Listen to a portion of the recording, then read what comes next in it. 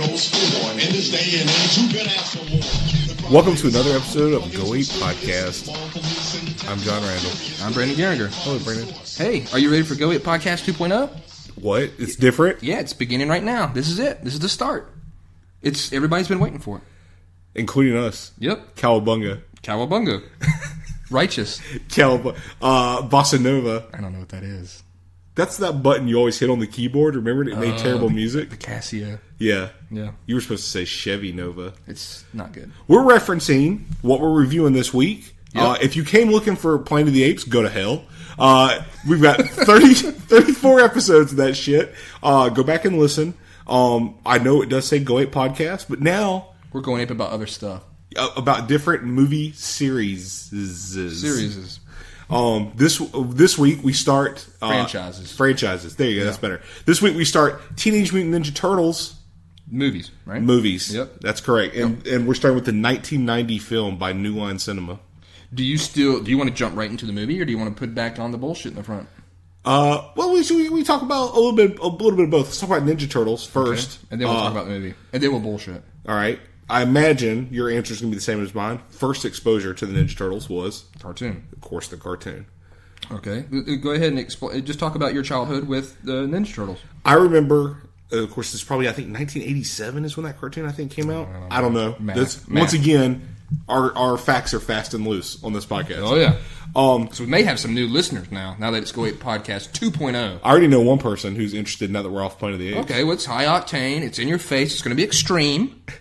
Just like Poochie. Just like Poochie. So yeah, this is going to be exciting. So yeah, let's hear about your childhood involvement with Teenage Mutant Ninja Turtles. You used to come on every morning. My parents would already have us up, dressed, and at daycare is where I'd be at. We had to go to daycare before we would walk to the elementary school next to the daycare. The daycare would walk us over there, for when school actually started. What time did you get there? The daycare? Yeah, 6 a.m. That's terrible. Yeah, it was rough. So we got dropped off at the daycare, and Turtles came on at either 6 or 6:30 in the morning. No, you know what? It was 6:30 in the morning because that shitty cartoon Bonkers used to come on before. It was bad. It was a terrible cartoon. It was like a rabbit or some shit? I don't know. He was like a leopard or some shit that was a cop. Like a lynx. It was bad. So anyways, we used to watch the cartoon every morning before, school. That was my first exposure to the Ninja Turtles, which became a lifelong love of mine. A passion. Yeah, you could say that. I'm passionate about it like you are role-playing games. Well, good. So you've enjoyed it ever since? You got the action figures? Yep. I still have the action figures to this day. Nintendo game? Several Nintendo games. The first one that came out, that was absolutely horrifically It was terrible. If you could get past the dam, which not a lot of people could. You could. Well, if you did, you were met with shitty next part. Well, yeah, which is what I was going to say. The next part is usually where everybody stopped, which is you drive around in the turtle van for a little bit, blowing up barriers, and then you pretty much turn the game off. It's a really bad game. I have a little bit of a more unique experience to it because I really got into them when I lived over in France. You see, I lived in France for a while when I was a kid. Right.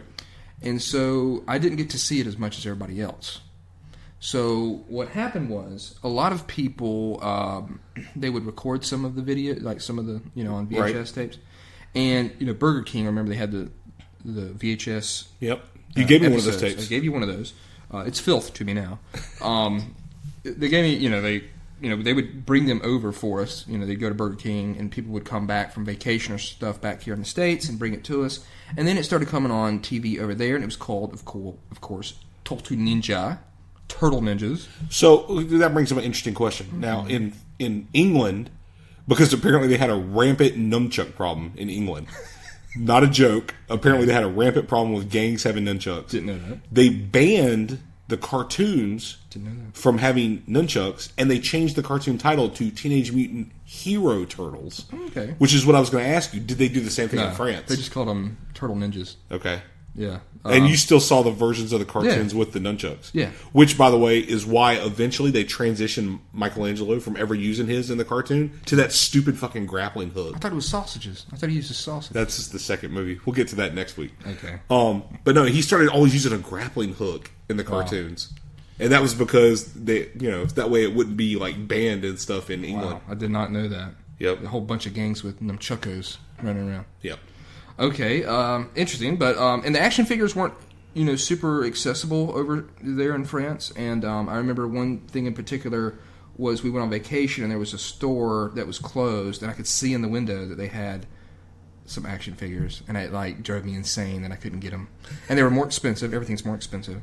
And did you ever have any of them as kids? Oh yeah. I was able to get some of them. Leonardo, and I think I had Raphael. I know I had Casey Jones. That was about it. I didn't have many because they were so expensive. The only one I remember having as a kid was Raphael, which I still have to this day, the same one.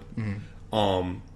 Years later, I would say once I was 18 or 19, I was at a KB Toys outlet store, and they actually still had some of the figures. Those are good. So I all of a sudden at that outlet store, I went ahead and I bought Leonardo and Donatello. Right. Never got a Michelangelo till more recent years. I had bought it off of eBay. Well, some of the other kids there too, they had gotten their own action figures, and we used to play and stuff. But I would play with them and collect them. I used to, I thought they looked cool. I was a couple years older than I think the demographic of it, so it was one of those things where I was really into it, probably kind of immature for it. And then as it went on, I quickly got out of it, Turtles. You know what I mean? It kind of went on. I don't believe I saw the first movie in the theater. I can't remember if I came back or something. I know I saw the second one in the theater, and that was just a madhouse. I mean, it was packed full of kids.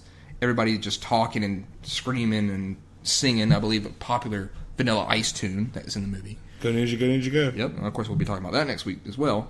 But it was fun times, and then it was just for me, it was the second movie came out, done. That's it. Turtles is done. We enjoyed the arcade games and the video games here and there. But that was really about it for me. It just kind of stopped, and I moved on to just robbing people or stabbing. I don't know. Right. Doing something. Who knows? But yeah, I've always enjoyed the Turtles. I of course, I'm a Leonardo fan. You're a Raphael, I forget. Of course. And he's got a tude. He does have an attitude. He's a little rude. He's like me. But he's cool. He's like me. Okay. Very cool. I mean, Leonardo like I said, I love this. That was a time where if anybody had a katana, I was like, awesome. You're any type of sword, If you had a sword, you were pretty cool. And so he did have the deadliest weapon in the group. Yeah, I mean, he's got real weapons. I don't even know what the hell Michelangelo's got. Michelangelo's got 2 pieces of wood tied together by a string. Knock your teeth out, maybe. Donatello has a broomstick. And Leonardo had size, which were... And I didn't really understand what size were. They were what the hell are these size things? Literally were to catch a katana, if you will, so you can instantly kick the person in the face, which is why Raphael was the leader of the group. He was not leader of the group. It was Leonardo. Everybody knows that. Well, there's lyrics in the song to prove differently. That's terrible. But yeah, I mean, it's been a long. They've been going for so long. I'll give them that. And then they keep on constantly having reboots of them or trying to get them back out there. 30 years last year. That's insane, man. That makes the Turtles came out in 1984 in comic form. Wow, that makes me feel so really 30 old. Years old last year. And obviously, the original comic was much cooler than anything they they put out that we saw to get into it. Absolutely true. Yeah. The cartoons were like a joke every 3 minutes. Some stupid pun. Yes. And they got worse as they went on. But the comics were very reminiscent of Frank Miller's stuff with Daredevil, real dark, gritty. There was killing in the comic books, blood, for a black and white comic, but you still saw blood. It was a completely different thing. It wasn't a child's comic, Yeah. So when these movies came out, we were pretty stoked. I remember that we collected the movie cards, and we used to look through all the pictures and of the cards. And there's just something about the Turtles that, I guess you could each. I think because if you think a lot of things if you think about G.I. Joe, there's so many G.I. Joe guys on the cartoon. Yeah. Hard to really gravitate towards one unless it was just one of the main ones. Yeah. Transformers, exact same thing. Cool thing about Transformers was what type new Transformer are they going to show you? When they came out with the what are they called? The Insecticons? Is that what they're called? I thought they were super badass because that's the time where I loved any a grasshopper or any type of bug. I thought that was fucking awesome. Constructicons and all that stuff like that. Dinobots. It was what type Transformer are they going to create? And I think with the Turtles, it was more of these guys are the same, but they're different. They have different personalities. Certain people like certain turtles, and I think that was a big catch. And then it had some cool side characters that showed up. It wasn't just like him versus. It wasn't just Cobra versus G.I. Joe. You know, you'd have episodes with Baxter Stockman, right? Right. And his mouse and the Mousers. Mm-hmm. You'd have, you know, stuff with the Foot Clan. Rat King. Yeah, Rat Leatherhead. King. You had a bunch of different characters, and I think that, to me anyhow, in a cartoon sense, it was different because you always knew what G.I. Joe was going up against. You always knew what Ren on Pirates of Darkwater was going up against. They were going up against Bloth. You know what I mean? So it was like never knew what was going to show up with Teenage Mutant Ninja Turtles. And then once they started messing with more of the mutations, that made it fun as well. Like, and it had some good characters too. I mean, Rocksteady and Bebop were stupid but fun, you know. And then they did a couple other little things with the mutations that made it enjoyable as well. But like anything, you know, they started running it so much that it kind of lost, I think, some of its power. But it blew up huge. I mean, we have a mutual friend who went and saw them live, I believe, at a dancing, some sort of live presentation. It was their, what was the name of that tour? I think Behind the Shell or Beneath the Shell tour, something like that. Look beneath my shell. Take a peek underneath my shell. Yeah, we had a friend who really was dancing it up at one of those really shows. Going to town on one of those shows, and those turtles looked horrific.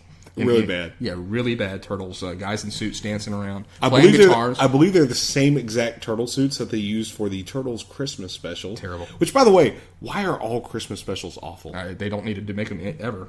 I mean, yeah, if you have a franchise of something, say Ninja Turtles, say Star Wars, please don't make Christmas specials. No, they're real bad. It's a botch, is what it is. But yeah, I mean, I think that's really for me anyhow. That's what was the big hook. They had great action figures, even though I hated the fact that all the weapons were like tan color, brown. They were brownish, brown. Every one of them, and that pissed me off. To be honest, even as a kid, I was like, "This is balls." I really liked the.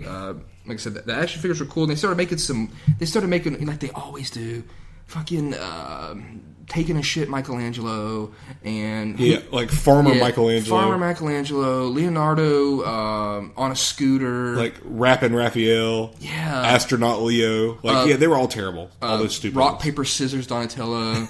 I don't know, dude. And like He-Man started doing that. I thought it was cool. I remember I had like the battle damage He-Man figure. I remember that. They would they got hit and it would roll over and it was neat. damage. But you didn't see fucking like pizza making He-Man. You know what I mean? Like him, his hand spins with a fucking pizza in it or some shit. And so to me, it was just again, it was another dumbing down stupidity. Like, you're an idiot kid. You'll buy Michelangelo, you know, as a plumber, or Donatello as a, you know, I don't know, fucking building inspector. Well, it's stupid. I've been going back reading a lot of like recent Volume 4, which is from the mid to late 2000s run of Teenage Mutant Ninja Turtles. Mm-hmm. And a lot of the letter sections in the back, Peter Laird was talking about people would write in and say, you know, when you made the cartoon, you sold out. Right. You took your comic, which was completely different, and you made it into like a joke for these cartoons. And he wrote it, right? Yeah. He was one of the original creators with Kevin Eastman. Kevin Eastman drew it. Well, no, they both drew. They both drew and wrote together. Okay. They both did it together. And that's unique, right? Yeah, to have two artists on it. And then eventually they kind of started having issues with each other, and they basically started trading off and doing every other issue basically alone. They didn't have to meet each other. Yeah, basically they didn't have to work with each other. They would do every other issue alone for a while. But what I was going to say is these people accused him of selling out, and he makes a good point, and I try to keep this in mind nowadays for things, is had they not sold out, as people call it, a lot of people would have never been exposed to Ninja Turtles. Right. Like, we would probably had never known what that comic was, had it not been for the fact that we saw the cartoon first. Right. And because we grew up as kids watching the cartoon, watching the movies, that's what eventually led me to reading the books and going back and reading all of the original material, too. Mm-hmm. So there's some good and bad with exposure, I guess. Yeah, and I try to think about that nowadays when people are like, oh, this is nothing like the original source material. I'm like, yeah, but, you know, if they're putting it out there, it's at least exposing it to a new group of people who may go back and look at the original source material. So, something to think about with that. Yeah, that is true. That is true. It's a good way of putting it. And there's some stuff in this movie that you have mocked for years and years. Yeah. But it's literally straight out of the comic book. Like, when I went back and read the original comic, I was like, okay, this is not the way the cartoon portrayed it. I was like, and it's actually more accurate with the movie. So that's good at least. Yeah. So should we get into the movie? Let's do it. All right. So Teenage Mutant Ninja Turtles came out in 1990. Budget of $13.5 million. That's not bad. Not bad. It's not bad for that time, and no CGI. I mean, you have to think about the way that CGI really ramps up cost now. Oh yeah, yeah. So, and New Line Cinemas did it, and that was a time I think with New Line Cinemas where they really didn't they didn't put out big movies. Yeah, I don't think so at all. I mean, and this movie, by the way, grossed domestically $201.9 million. So that's a plus. Yeah, that's a little bit of a return on their money. It was in the height of Turtlemania. Yeah, well, I mean, you're talking the cartoon had been out for about 3 years. You've had all the merchandising from toys. God, the merchandising. And then, They had everything. And then Stool softener, Teenage Mutant Ninja Turtle stool softener. But like we were talking about earlier, they had like those fruit pies you would get at the... But they were like, it was like kind of like a chocolate eclair, like the custard in the middle, except it was like green ooze when you bit into them, They were pretty good. I am. Of course you did. Of course I'm fat as shit. But it was everywhere. They were everywhere. Oh, I mean, and like you said, merchandising, cross merchandising with Burger King, and you had toys at McDonald's and stuff. I mean, like it was just ridiculous. They were everywhere. Plates, you had glasses, TV trays, you had lunch boxes. I mean, everything you could think of. I mean, it was just the height of marketing. And I mean, I can see how that would be attractive to the makers of it. Yep. You know so in 1990, somehow New Line gets the rights to make the movie, and they make this movie, which every child in America had to go see. Probably went to go see. And I remember my daycare that I was going to at the time took all of us, like there's a huge group like of kids, to the movies to see it. Imagine nowadays being in a movie theater to sit down and watch a movie, and a whole daycare of kids comes in. Yeah, I bet there were people cussing us in that theater that day. You were oblivious to it. These fucking kids. You were like, I can't wait to see Michelangelo. He's going to eat a pizza. I'm sure I was that kid that nowadays I would tell to shut the fuck up in the theater. Oh yeah, because I hate shut your mouth. Yeah, be quiet. I paid good money for this. Yeah. All right. So the movie opens. By the way, for you that have been listening to us from the beginning, I've got notes again this week. Yeah, he wrote them down. He actually did like hand work with it. Well, we don't all have iPads. I mean, that's true. You're a little behind the curve. You're into that techno crud. Yeah.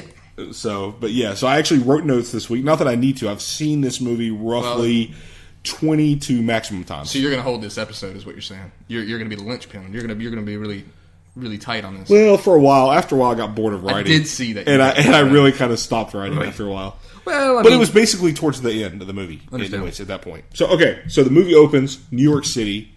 Mm-hmm. All right, yeah. We see the Twin Towers. Mm-hmm. This is pre-destruction. New York always looked like that to me. I mean, it's iconic. So yep. Anytime they show it now without it, I'm like, okay. Well, the reason I think at this point in time, I mean, I think the Turtles would have like ninja kicked anything that would have come near the Twin Towers. Oh yeah. They wouldn't have abided it. They would have taken it down. So. New York. We've got April reporting on the news of thefts going on in the area. A criminal element. Criminal element is swiping things across the city. Yeah, no witnesses. No one. That's how good well, because they're ninjas. I guess. I mean, we don't know. No, they're kids, apparently. Yeah. little 17, 15-year-old kids. Masters of pickpocketing. And by the way, let me go ahead and say this is the first liberty they've taken with the movie, as they've made April, like the cartoon that's been on for a few years, a reporter. Okay. She was not a reporter in the original comics. And I do rely on you to correct the issues between these two. I'll kind of point out a lot, but I will say this is a very, in my opinion, very faithful representation of the comics overall. Okay. But so they make her a reporter in this. And I've never read the comics, so I am probably your normal fan of Teenage Mutant Ninja Turtles to a shallow degree, I guess you would say, with just the cartoon and then the movies knowledge, and that's about it. Okay. All right. So as she's doing the reporting of these thefts going on, it cuts to a couple different scenes. There's like a truck full of electronics.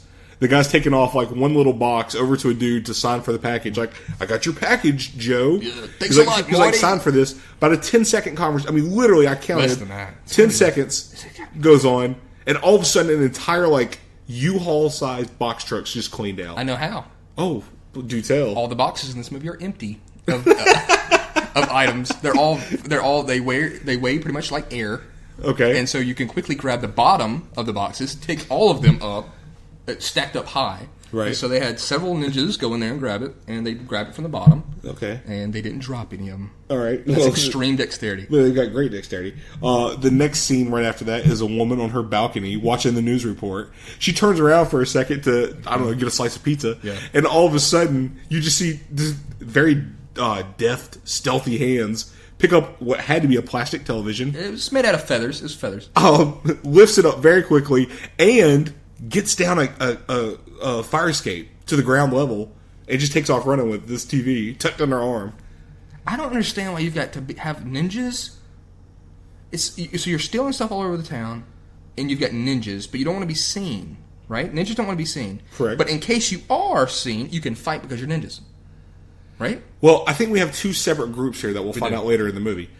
You've got the kids who are doing all the petty theft, okay, which I think is funding this ninja ring of ninjas, which I really don't know why they have the ninjas, to be perfectly honest with you. Just use, in my opinion, just use the ninjas. But you're using 15-year-old kids.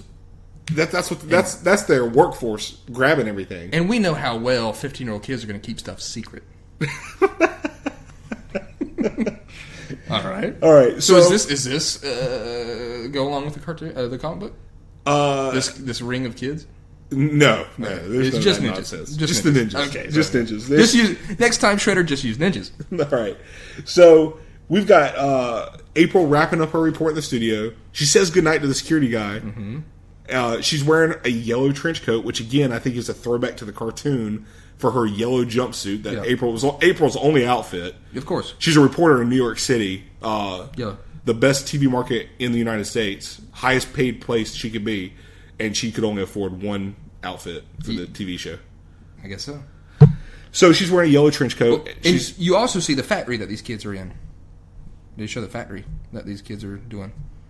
Well, briefly, yeah. Like as they're holed up in some sort of warehouse, eating Burger King. Yeah, eating a lot of Burger King. Playing. It looks like fucking heaven.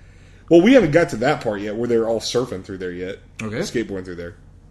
So, as April leaves the building, she rounds the corner. She's like, "Okay, it's been a nice night at work. Had a good day. I'm gonna go get my car."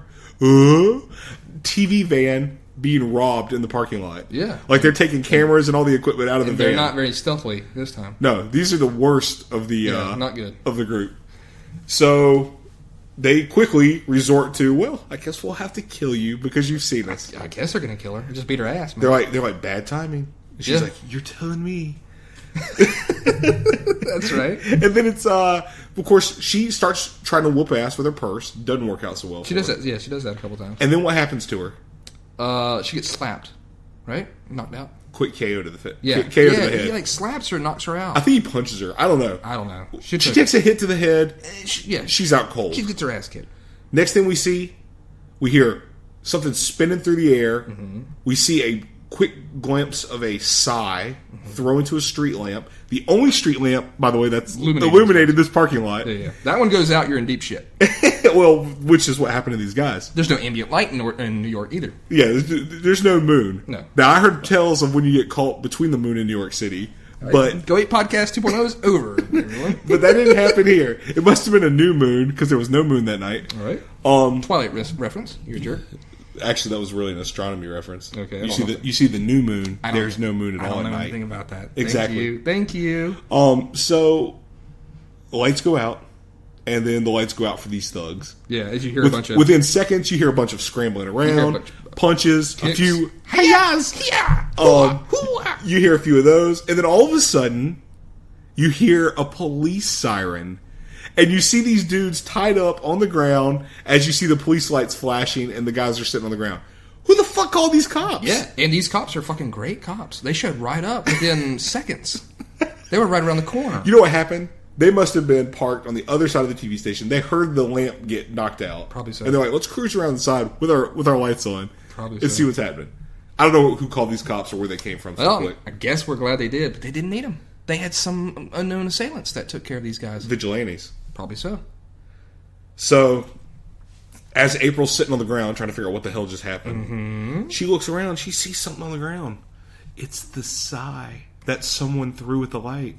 So she goes ahead and palms it. That's evidence, police evidence, stolen. Mm-hmm. And somebody's watching from a sewer hole. I'm calling it a manhole. Okay. And they're looking, and they're like... Greasy manhole. Damn. So we get our first damn of the movie. There's a couple dams in the movie. When I was 10 years old, that was a bad word. You were looking around all giddy, right? Yeah, you were like, oh my God, they said damn in this movie. Yep. You want me to take over? Yeah, go ahead. All right, and so the camera goes down, and it shows some it sounds like kids or something in the sewer. Kids? I don't know. Well, they're 15. Who knows? We don't know exactly who they are. Oh, they're fucking turtles. They're giant turtle people.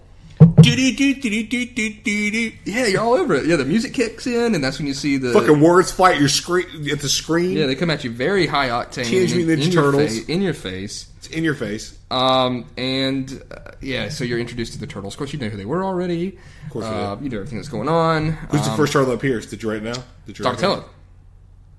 It's Leonardo. Damn. Leonardo jumps in first. Well, he's the leader. Well, okay. You're right. Well, he's the best, so it's understandable. You'd want to see him first. Right. Okay. And so they go into their little hideout, their little home made there in the sewer. Right. Their lair. Nothing in the sewer seems workable. I don't know what's going on in the sewer. What do you mean? It's not functioning. It's not a functioning sewer.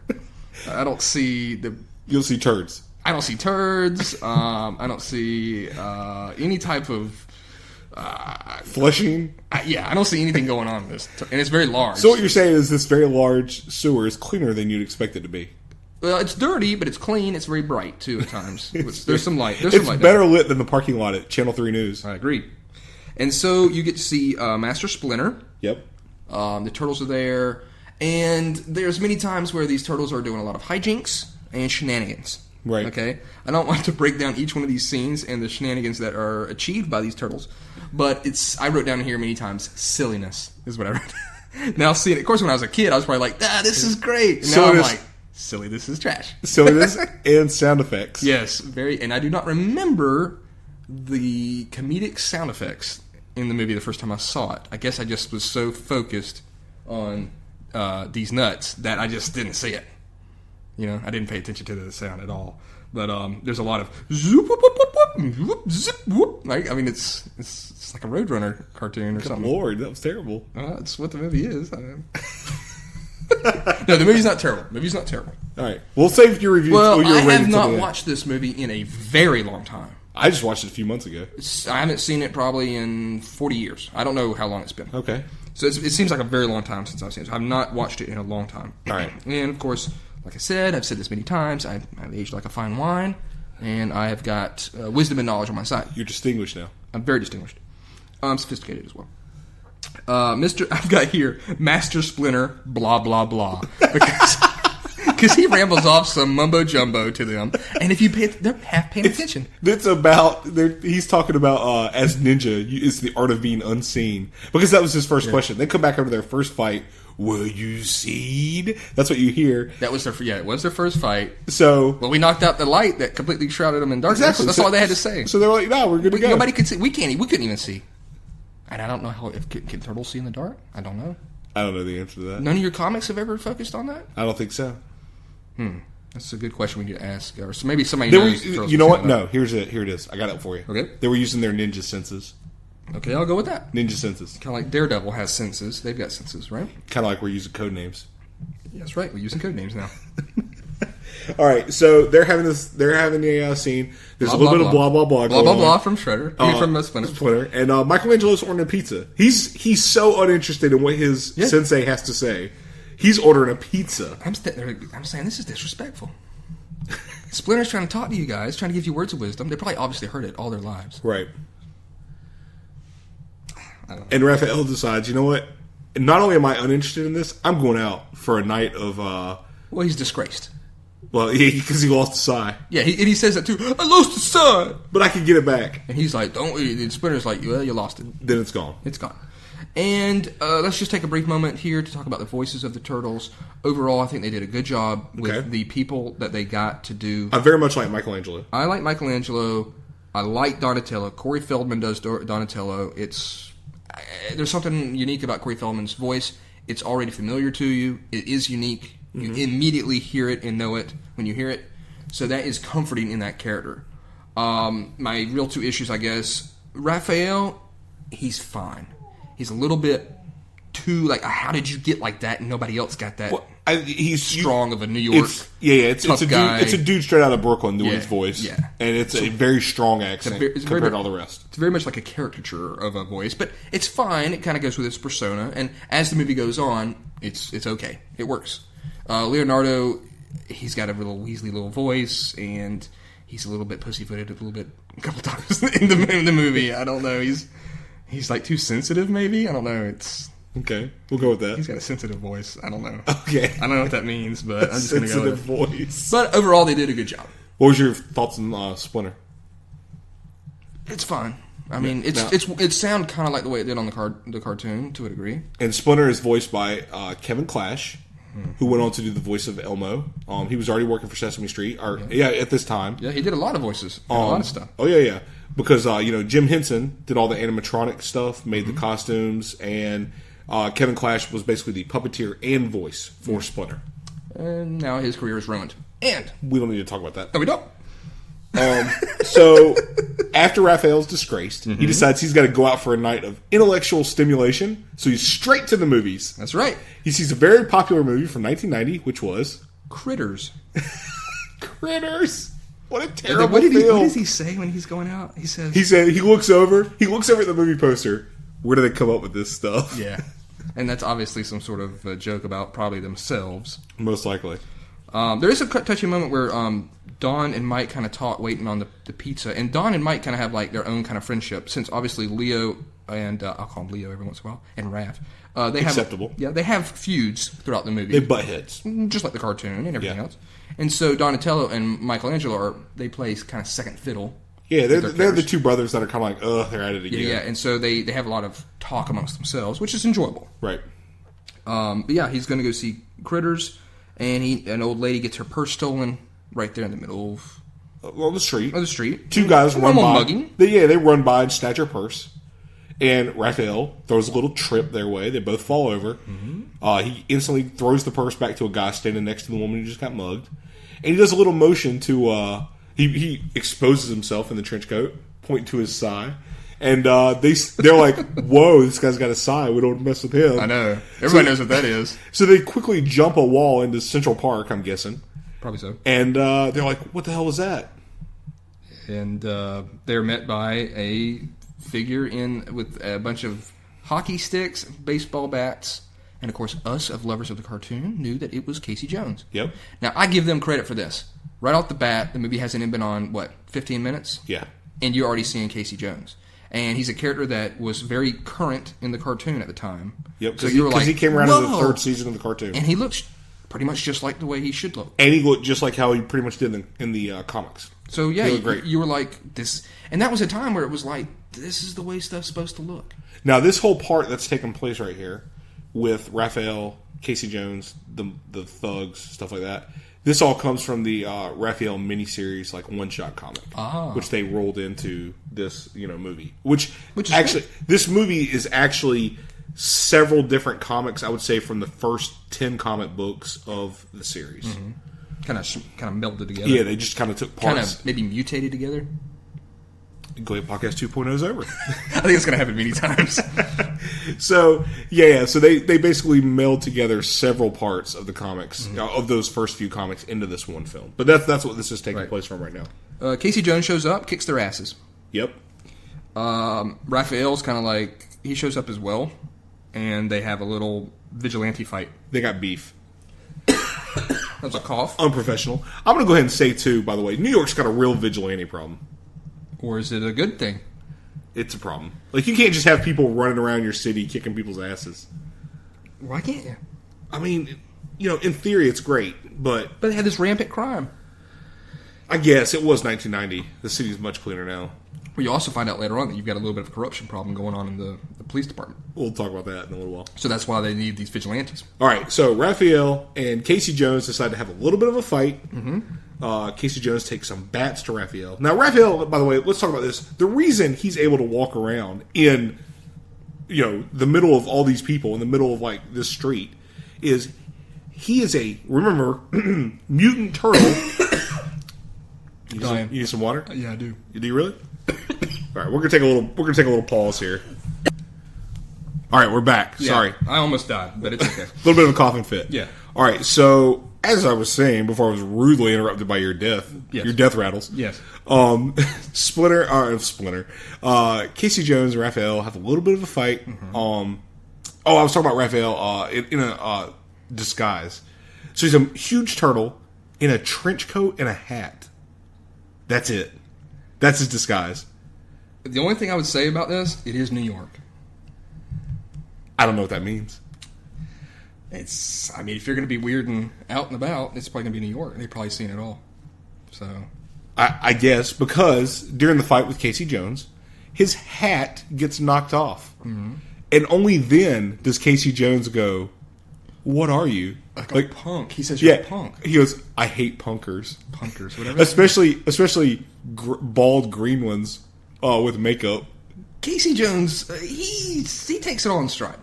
I got to be honest. I've never met somebody in my life who asks as few questions as Casey Jones. He's just but it's fun. Yeah, he doesn't care. There's that one moment where he sees, later on we'll talk about, but he sees something and he's just kind of like, all right, yeah, okay. Fuck it.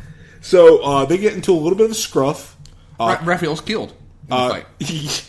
Casey Jones takes is it a bat? A cricket bat. Oh, so it is called a bat for cricket. Yes. All right, so he takes a cricket bat and slams it into Raphael's head, skyrocketing him through the air, and he lands in a trash can.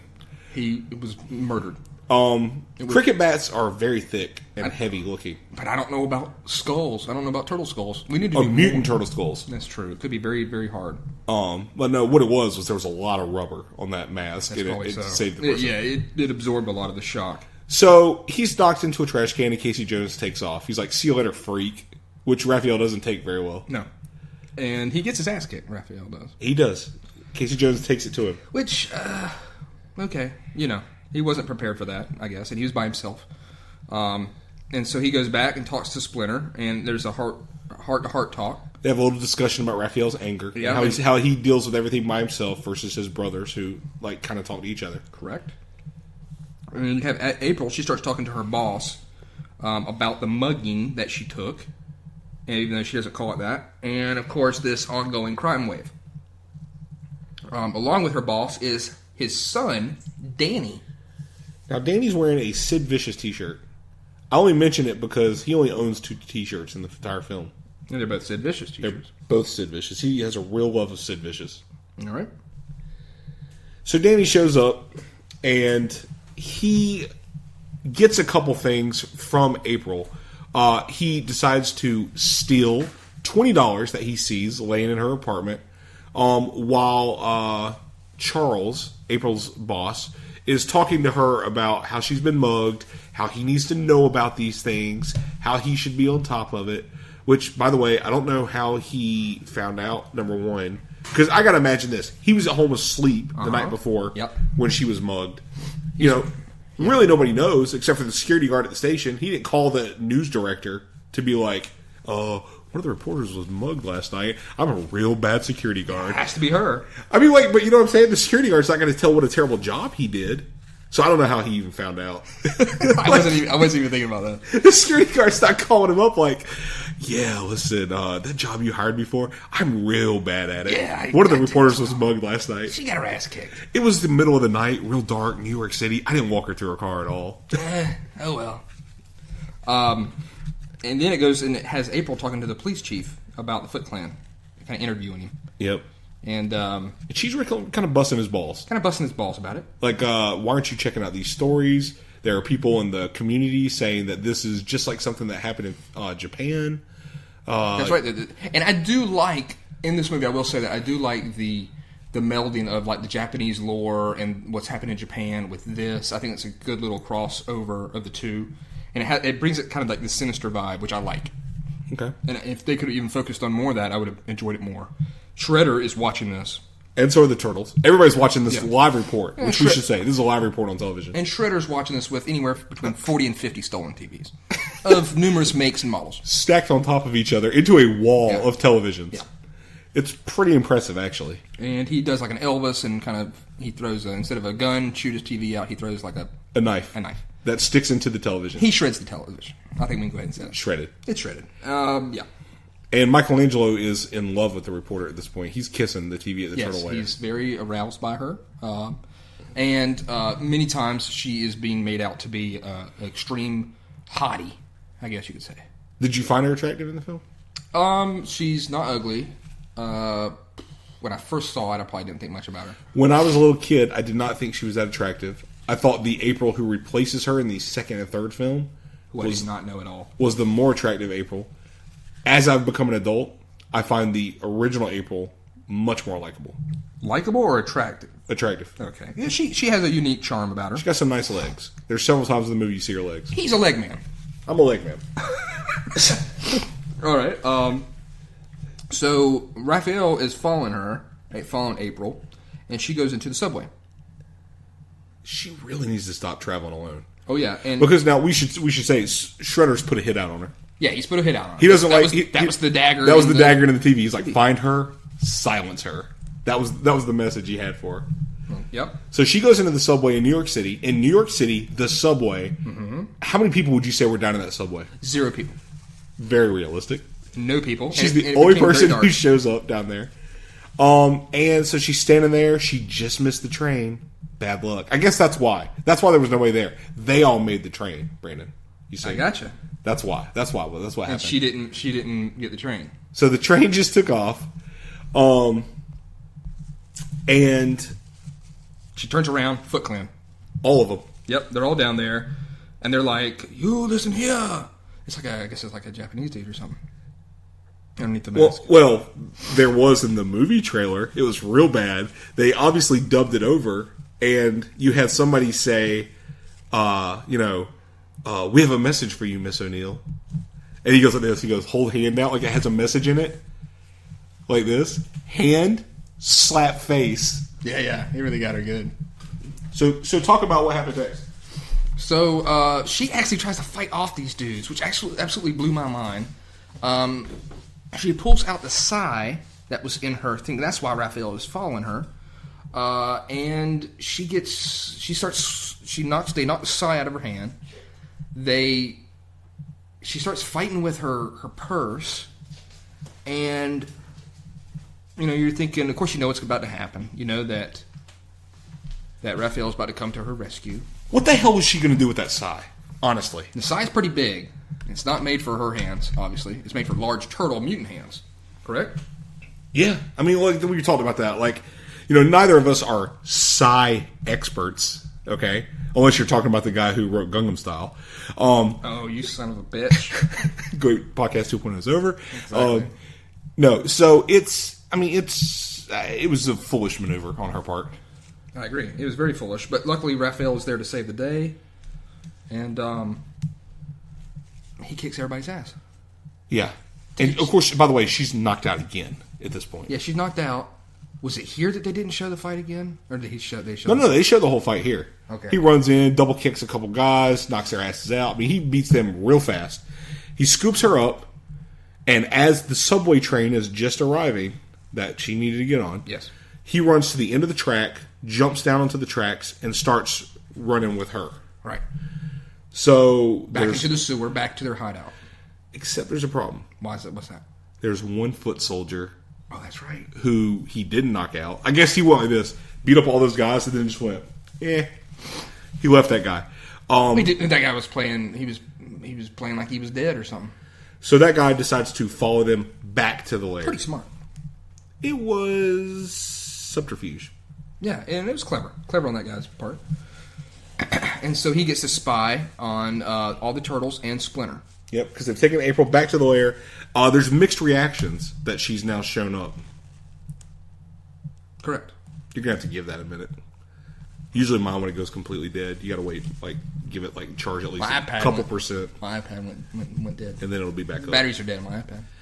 Your notes are bad. Let's talk about that for a second.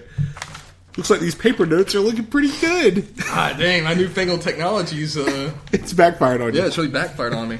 All right. Well, we're also at the mercy of my notes. So, well, I mean, I do remember what happens. They're all thinking, of course, that he's crazy for bringing her back. Yeah. Michelangelo, of course, is very happy. Yeah, he was happy. So they asked Splinter, can we keep her? He's like, cold washcloth, now, go. And then what? I don't have the notes. I'm lost without the notes. What? I'm lost without the notes. But he lays a little hand on her head. A little hand. His mitts, hands are huge. His mitts are massive. And they're grotesque. Well, they're rat hands. I mean, they're mutated rat hands. What would you expect them to look like? That's true. So he lays a hand on her head. She wakes up, and what does she see? His huge rat schnoz right in her face. Like, of course, she reacts by screaming, but as we all would if a mutant rat was there. Oh, of course I would. And it doesn't help that they start screaming, which, I'm sorry, but if you are a woman and you find yourself in a sewer surrounded by huge human-sized turtles and a rat, right, and you start screaming and they start screaming, that's not going to help the situation. So I don't think that was very smart. So let me get this straight. If you woke up to a man-sized rat and 4 man-sized turtles, you wouldn't scream? Well, I would scream. That's fine. But they shouldn't scream to exasperate the situation. Yeah. Okay, I see what you're saying. Think about it. You wake up and someone's in your face. Yeah. So you start screaming, and then they start screaming in your face. That's really balls. I mean, that's you're really applying it on. So Splinter's cool-headed. He calms the situation. He's the master. If you'll take a seat, I'll explain the situation. And she's very easily. And she's like, "Oh, he speaks, and he knows my name." And of course, you are a reporter, and they watch TV. Well, she doesn't know that yet. I guess so. So he goes into a little bit of a backstory. Ooh. Talk about how you feel about this scene. It's not good. It's not good. So of course I came from the cartoon, and in the cartoon, even in the darn intro, it shows that it was a guy. Okay. That got mutated into a rat. All right, which is, I agree. As a kid, that's also how I knew who Splinter was a man who turned into a rat. And I understand that the comic book, it is the way it is in the movie. Right. And as a kid, you don't understand that. And so I'm watching the movie, and it's showing like a puppet rat, and it's just very hard to believe. I mean, it's just even as a kid, I was like, "This is stupid." Like this, like the rat finds the turtles, and how are the turtles created for people who don't know? Well, is there such a person on Earth that doesn't know how the turtles came about? I mean, I remember it was like a kid. He had like a bowl full of turtles, and a truck came by, and the kid dropped the thing, or something happened, and he dropped the bowl, it broke, and out of the back of the truck was like a container, like a canister of some sort of ooze, perhaps. Or mutagen. Some sort of mutagen, and they fell down into a sewer grate, and it gets all over them. I don't remember how they mutate. I don't remember how the guy mutated into a rat. Well, was he down there in the cartoon? Okay, if we're going to talk about that, in the cartoon, the story was whatever you were last in contact with, you became. So Hamato Yoshi was friends with the rats. So since that's the last thing he was in contact with, he mutated into a rat. Whereas the turtles, the last thing that they were in contact with was a person. And so where was he in this? Was he in the sewer, or was he? Yeah, he was living in the sewers in the cartoon. Why was he living in the sewers? Because he was a poor immigrant who had moved to our country. And so he was. That's too bad. You figure he would like have a dojo or something to train people. That's not really fair. I mean, why would you assume he would do that? Well, he knows like ninjutsu. I guess he could be out there. I think my iPad's done. Maybe. All right, so. And so it's just I mean, I understand that that's how it is, but as a kid, the scene sucked. It didn't make any sense. And I'm sorry, but a rat is not that intelligent. Okay. A rat is not intelligent to know people's names. He doesn't know how to speak. So it's really a tall tale about how a rat retains karate fighting moves. Am I right or no?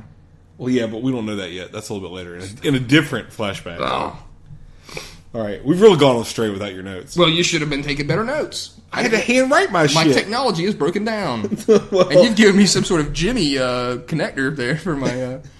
All right, well, this connector works. I use it for my iPhone every night. So, All right. So, the Turtles take April back to her apartment. Okay? Right. And while they take her back, she's like, hey, I really appreciate it. I'd invite you guys up, but all I have to offer you is frozen pizza. I guess she didn't notice all the pizza boxes and stuff. What happened when she said, all I have to offer you is frozen pizza? Believe they went nuts, didn't they? There's a little bit of a sound effect, and Michelangelo is bolt upright out of the sewer. Yeah. I don't know how that happened. He's got skills. So she's like, you guys like pizza? And they're all like, doesn't everybody? I figured she'd have seen all the boxes. Sure, they had boxes. They go upstairs, and they have some pizza and a couple of laughs. Mm-hmm. Michelangelo does some impersonations. Yeah, it's a comedic thing. He does Sylvester Stallone. Yep. James Cagney. And that's it, really. Perry Caravello. Okay. And Christopher Walken, better than you. Ooh. That hurt. So they do some impersonations, and it gets back to in the conversation about Splinter, in which Killjoy, Leonardo, says, speaking of Splinter, we need to go home. He worries. Of course. He is the level-headed one. Too much playing around. Too much horseplay. We got to get back to Splinter. All right. So they leave. They head back to the place. Mm-hmm. Michelangelo is talking about how much April loved him. Mm-hmm. And they get back to the turtle lair, and there's a little bit of a busted up door. Yep, the place has been ransacked. Splinter's taken. Ransacked. Yes. All right, so Splinter's been kidnapped. Rat-sacked. That wasn't funny. Rat-napped. Ooh, that's nice. That's good. And everybody's a little upset. Raphael the most. In which there's a little bit of a scream and a yell. Yeah.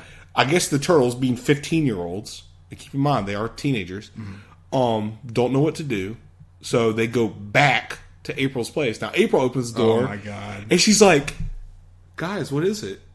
And Splinter. Who says that like an idiot? Leonardo says it like Leonardo. A real gimp. It's always Leonardo. The notes are coming back, fellas. Everybody. Everything's going to be okay. Everything's going to be okay. I told you, man. You just have to leave it alone for about 5 minutes. Well, what happened was one night I pulled my iPad. I forgot that it was attached to the charger. Yeah. And it completely messed up the connection in there. So that's why it doesn't fit correctly. So it's busted up. Yeah. I'm so strong, I practically ripped the socket out of the wall. Right. This is what happened. All right. So anyways, they go back to April's apartment, and they decide to spend the night there. Yes. And it's just kind of like a weird, we're coming here, we're back there, we're back here, and... So next morning, her boss shows up at her house again. By the way, this is a lot of invasion of privacy. Oh, yeah. This guy's always showing up at her house. Except this time, he's going to the house for what reason? She busted somebody's balls, and he got in trouble for it. So the darn chief of police... He's trying to ease off. He's obviously bought, which is something they never really really said, that Shredder has power over the police. What? Is that what you got out of that? That's what I got. I never thought about that. Yeah. So you think that Shredder was over the chief of police? I think so. Nah, I never thought that. I don't know. I don't. I mean, because at the end he shows up to bust him. Like, somebody better tell me what's going on around here. I don't know. That's what I thought whenever I was watching the movie this time. Okay, I never got that out of it. Well, maybe he's in on this whole deal because they're not letting these. They're not. He's got let us do our jobs and stuff. But they could catch these kids. Somebody, they could do something. But it didn't seem like they're doing anything. And then they were putting the pressure so much that I figured that was maybe the way they were going. But maybe you're right. Maybe it doesn't. He doesn't. Like at the end of the movie, he shows up and he doesn't know anything about it. So thanks for spoiling the end. All right, so everybody should have already seen this movie. So at this point in time, Danny catches a glimpse of Michelangelo in the mirror, and by the time he spins around, Michelangelo is already taken off and hidden. There are several close calls as to the turtles getting seen in the apartment, and April starts wigging out. Right, and when we go back, now that I have the notes, my mind is much clearer now that I have the notes. You saw Danny was arrested whenever she was leaving the police station, so you knew that Danny was already been arrested. Yeah, he'd already been arrested, which Charles had just basically picked him up and went straight to April's place, basically. Correct. And that was the agreement. I'll let your son go if you tell your reporter to lay off giving me the third degree. Right, because that's what happened. Because we're incompetent. Yeah, quit pointing out my incompetence. I need to keep my job. Yeah, I got written here, he wants her to take it easy on the case. Like, right. Yeah, back off the case. Switches back to this warehouse, okay? And the warehouse, I've got written here, Kid Paradise is what it is. Yeah, I wrote, Danny runs from dad to warehouse, ... heaven. Mm-hmm. Yeah, it's Kid Paradise. You've got a bunch of kids. There's even some girls there. They've got arcades. They've got pool. They've got skateboards. They're in their short shorts. They've got their tank tops on. Extreme ramps to skateboard on. Yeah, ramps. There's just nothing. Cigarettes. Yeah, there's no adults telling them what to do. Sam Rockwell. Sam Rockwell's there. A young Sam Rockwell's in Very the young movie. Sam Rockwell. With speaking line, of course, it's Sam Rockwell. Yeah. And you've got a scene where it shows some kids, they're running amok, and they're learning how to fight with some of the Foot Clan. Yeah, there's, honestly, this entire abandoned factory / mill, there are 2 adults. Yeah. There's Master Tatsu and Shredder. Yeah, Tatsu is kind of like his... right-hand man. Right-hand man, grunt dude. That's it. Yeah, that's about it. This entire other place is run by kids. Well, no, I think some of the Foot Clan were probably adults. Had to be, I guess. I mean, they were pretty tall. I don't know about that. But Sam Rockwell basically is over all the goons. Like the teenage goons that are doing all the stealing for him. He's the mouth. Yeah, for the ones that are doing all the stealing, he's basically the over them. Yeah, whenever you're a new kid in there, Sam Rockwell takes you around and he's like, "Okay, you got your combos over here. You got your Pepsi right here. Go ahead and play some Narc here on this arcade game." You know, he like shows you how it is and how cool it is around there. A big gong goes off. Enter the Shredder. Everybody has to attend this meeting. Yep. It's the gong for a meeting. And so there's a multi-tiered looking warehouse that they're all in. And they're all watching him. Yeah, you got all these kids up on all these different levels looking down into the center where Shredder walks out into. I said Shredhead. And he's got a really good costume on. Shredder's outfit rocks. It's the worst thing in the movie, by far. First of all, as a kid, I thought his cloak was awful. Okay. It's first of all, it's like pleated, okay, so they can fold it back to reveal his shredding abilities. Correct. And it's got like a zebra foil pattern on it. Uh-huh. It's terrible. He's wearing massive shoulder pads underneath a glitter costume. It is pinkish purple glitter. And his helmet is roughly the size of 3 to 4 human heads on top of his head. Exactly. It's way too big.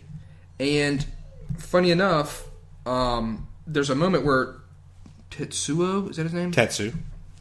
It was working until you broke it. It says not charging going on. I don't know what the hell's the problem. He's got his cloak on.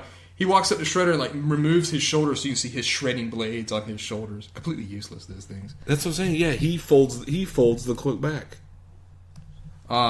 Really playing havoc with my computer, by the way. Unplugging and plugging in. I don't know what's going on. You said not charging on there. Well, you should have left it alone. What's going on here? Have you been gnawing on this cable? You should have just left it alone. When it said not charging, I had to mess with it. It didn't matter. You should have left it alone. It was clearly on. It was working. But no, the number had gone down. The number had gone down. God damn it. Stop touching things. Goddamn Pokemon. Just give me that. Give me that. I mean, Jesus. Give me that. We'll put it back in my hands. Well, he's been gnawing on the cable, obviously. It's ridiculous. It's probably one of his dogs that got a hold of that. I'm almost certain. All right. So his costume's shit. Okay? Yeah, it's trash. Basically, Shredder is there saying, all of you should be doing what this fucking kid that's kneeling before me did. Take a vow. Become a member of the Foot Clan. You can fight. Blah, blah, blah. Only those with something wear the Dragon Doji. So he puts a mask on this kid. Blah blah blah. He puts a mask. Yeah, this is the opposite of Splinter's speech earlier. It's the Shredder's blah blah blah speech. All you need to get out of this is, I need you guys to be my eyes and ears on the street. If you see something crazy, you need to let me know. Cue Danny, who walks forward. Master. He's changed his outfit. Yes. And then he's like, I know where the turtles are. He's like, you've already got Splinter, they're rat. I know where the turtles are. They're hiding out at April O'Neil's apartment. He's an asshole. He's a shit kid. Yeah. I really don't like him. Because Daddy doesn't love me. Yeah, he's got a real problem with that. So... It's ridiculous. By the way, this is when he sports his second Sid Vicious t-shirt. Yeah. I hate all of his shirts. He's a bad kid. I mean, whatever.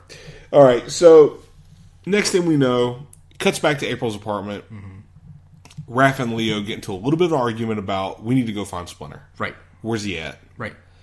So because Raph wants to go find him. Yep. And Leo's like... And Leo, being who he is like, well, we should just wait for April, man, to see where what kind of lead she gets. He's a trash turtle. I'm always saying that. I like Leonardo just fine. I say it to aggravate you. It's understandable. So they get into a little bit of a fight. Raph leaves. Yep. Again. He got into a little bit of a fight, and his mom got scared. And stop. Just stop there. So Raphael takes off. Yeah. He's mad. He leaves. So he goes up to the roof of the building. Bright sunny day on the roof of the building. He's a fucking turtle. He's a fucking huge turtle on top in the middle of New York City. Middle of New York City. There's no one ever on top of buildings in New York City, I'm certain. No one will ever see him up there. Well, there's a handful of people on top of buildings in New York City. Okay. You got Casey Jones. Mm-hmm. Vigilante. Who sees him. Yeah. You've got the two guys from Weekend at Bernie's who are out sunning. That's true. Okay. And Casey Jones got binocs, luckily enough. And you got the old lady from Batteries Not Included hanging her laundry. That's true. That's everybody that's on top of buildings in New York City. So it's okay. And the buildings might not be that close to each other. Right. Except Casey Jones is within... Not only that, he has eagle eyes. That's perfect timing. Because he first sees somebody way out in the distance, and he goes like this, binocs. Yeah. He sees Raphael. And he's like, what the fuck? We cut back to Raphael. Next thing we know, Foot Clan sneaking up on him. Yep. So there's a little bit of a fight that starts up there. Yeah, and he's vastly outnumbered. Yeah, I mean, I would say there's roughly 75-foot guys to him. Probably so. Now, this is taken from the Leonardo one-shot of the comics. Oh. Because it's actually Leonardo who goes off by himself Oh. and then gets his ass beat by the Foot Clan. Okay. So, yeah, this is from the enough. comics also, but this is actually, they decided to make it Raphael instead of Leonardo. You just have to wait, okay? Patience. Patience, Willa. Yeah, patience, Willa. So, it was courage, actually, by the way. Same thing. So, they get into a fight. Mm-hmm. God, it's like I'm babysitting over here. You're constantly looking at this fucking iPad. It's my lifeline. I can't keep my train of thought because you keep focusing on this fucking iPad. I'll look away from the iPad. I'm going to throw it out the fucking front door. I'll look away from the iPad. All right, so this has been the worst podcast we've ever had, by the way. You think so? Yeah, we should just retire. Let's just stop it right now. I think it's fine. It's just a long movie. It's a long movie. It was an hour and a half. I mean, it's got a lot of stuff going on in it. It's not like Planet of the Apes. You know? All right, so the Planet of the Apes movie have huge sections where it's just what they are talking about. I You know what I'm guess. saying? This thing jumps around a bunch. All right, so let's kick it up a notch. Okay. So Raph But and it's the Foot 2.0. It's extreme. in your face. Yep. Whoa, talking about in your face. This guy just schnotzed all over the place. So Raph and the Foot get into a fight. Mm-hmm. He kicks maybe, I'd say, 15 to 20 of their asses. They're wondering where Raphael is. They're like, well, he goes off and does this all the He's time. got to blow off steam. Because April gets back home at this point. Yeah. Leonardo's like, have you found anything out? Yeah, he's real meek. And I'm real tired of Leonardo in this movie. he's not great. So while they're like, nah, he's just blowing off steam, why don't you show us your antique store that you live above? Straight out of the comic, by the way. It's her dad's stuff, right? Yeah, this is straight out of the comics, just like it was in the comics. Mm-hmm. So he gets his ass beat. Yeah, Raphael. Big time. Yeah. I mean, head kicked back and forth between 2 feet. Pretty ridiculous amount. Yeah. So, as all that's going on, the turtles are taken downstairs into the... Upstairs. No, it's downstairs. Oh, that was upstairs. No, she lives in the apartment above the antique store. Okay. So the antique store is downstairs on the ground level. So they take her. She takes them downstairs, lets them look around for a little bit. They're like, "Oh, this place is great." Blah blah blah. She's like, "I guess it's stupid to hold on to things just because it's your dad's, you know." And you have a real problem. And they're like, "No, it's not stupid. We understand." Because of course they're upset about their dad right now. Dad being Well, Splinter. it is their dad. So they go back upstairs, and there's a little bit of a problem. They're like, "So should we go look for Raphael?" And then is the classic. Nah, if I know Raphael, he'll be back any minute now. And the Foot Clan has thrown him through a skylight. I don't know why they threw him through there. I guess to be like, this is intimidation. We've kicked his ass. You've seen we've kicked his We're ass. going to throw his body down from the air, down on top of you. We're going to kick your asses. I don't know if they even knew that they were down there. Maybe that's it. They were just getting rid of his body. Yeah, exactly. They've kicked this turtle's ass. They're like, let's just toss it through this skylight because we've already beat the shit out of him. And then you've got they all jump down, and you've got pretty much the big action scene in the movie. Yep, and it's good. There's a little bit of a nunchuck show off first. Yep, there's a nunchuck show off, which is stupid. Showdown, but it's funny. It's fun as well. Okay, it's a nunchuck showdown. It's a big brouhaha. Big fight goes on. Right. I think it's probably the best scene in the movie. It's the best action scene, and of course, intermittent there's a bunch of their hijinks and silliness. Right. But there's a bunch of action with them doing their turtle thing, and so there eventually gets to be the floor of the apartment gets so destroyed they crash down into the antique store below them. That's right. Where Foot Clan were ready. Already there. They were already there. A little bit of a gimp on the camera work, I think. Yes, I don't know why they were even. Well, they just had them down there in case the floor collapsed. Gotcha. That's what it was. We think that it's going to collapse. It's an old building, so you guys get down below. Well, they use their ninja smarts. That's true. To know that. So skills. That happens. They continue the fight down in the basement. Turtles are kind of getting outnumbered, kind of getting their asses kicked. They make the comment, sure wish Raph was here right about now. We could use him. Right, because he's knocked out. Right. But instead, enter Casey Jones. Casey Jones breaks down the door. The whole fight stops. Everybody looks at him. And he enters the fray with some cool talking coolness. And he kicks ass. He kicks ass. What caught on fire? What happened was one of the Foot Clan guys had an axe, swung at a turtle. Turtle ducks. It hits the electrical wiring in the place, which causes a spark and which starts the place on fire. And the place is starting to go up in flames. So you've got action in Casey Jones, the turtles, Raph's unconscious. April O'Neil's there. Yep, her father's business and home is basically burning down around them. It's a great scene. This is all straight out of Ninja Turtles number 10. Okay, it's fun. Issue 10. They were able to get out. Yeah, they went through some chute or something. Yeah, they go through like a trap door that they used to apparently have for deliveries, like some kind of back door that was made to look like the wall. Mm-hmm. They sneak out through that, hop in her VW van, and hightail it out of there. And the building's burning she down. Looks back and sees the building burning down. Cut the scene of Danny, I guess feeling a little bit guilty, staring at the building as it's burning down. Like, yeah, asshole. Yeah, you're good work. There. You're the one who did this. Oh, you're on the back side of your page. Yep, so that's it. So, at this point, Danny, it cuts back to Danny now, back at the Foot Soldiers Fort, place, the factory, and he goes to have a conversation with Splinter. Yeah, Splinter's been, he's caged up there, he's hung up, they've got him on like a chain fence or something. Right. I don't know if they've been feeding him, I don't know if he's had anything to drink. This is detrimental to him, I would say. They've obviously kicked his ass. You see some blood on his snout. So Danny starts talking to him, and that's when you hear the story about... Isn't this the place where you hear about the second story? Yeah. Why don't you recap that story, because you love it so much. Just get to the part that you hate. It's a story, it's kind of like Karate Kid 2, where you've got a dude and two people fighting over a woman. Okay. And they were both karate masters or ninja masters or some shit. So you're saying Ralph Macchio is a karate master?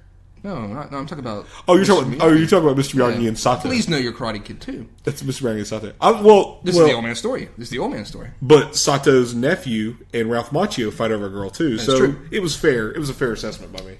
All right. I'll give you that. You are the boss. Please know your Karate Kid too. You are the star. And so... the rat's watching... His master get killed. And the woman gets killed, right? By this dude? Yeah, but before all that, the rat learned karate by mimicking watching his master do karate from the cage. I blocked that out of my mind.